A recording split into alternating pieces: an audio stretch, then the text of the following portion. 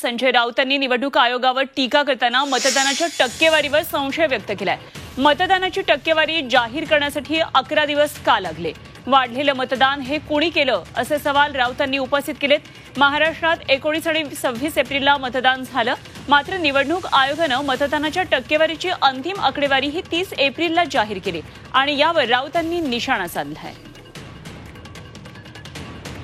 त्या टप्प्याच्या मतदानानंतर 11 दिवसांनी जे आकडे त्यांनी आता दिलेले आहेत आणि दुसऱ्या टप्प्याच्या मतदानानंतर 3 दिवसांनी, हे साधारण त्या सर्व मतदारसंघामध्ये अचानक 6 ते 7% मतदानामध्ये वाढ झाल्याचं निवडणूक आयोगाच्या नव्या आकडेवारीमध्ये आलं आहे। 11 दिवस लागतात तुम्हाला मतदानाचे आकडे जाहीर करण्यासाठी। हे डिजिटल इंडिया आहे। 11% किंवा 60% मतदान अचानक कसं वाढलं?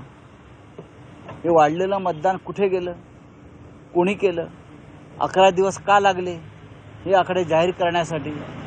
हा निवडणूक आयोगासंदर्भात या देशाला पडलेला प्रश्न आहे। भारताचा निवडणूक आयोग हा भारताचा राहिला नसून तो मोदी शहा या कारस्थानी राजकारण्यांच्या हातातलं एक बावलं झालंय का?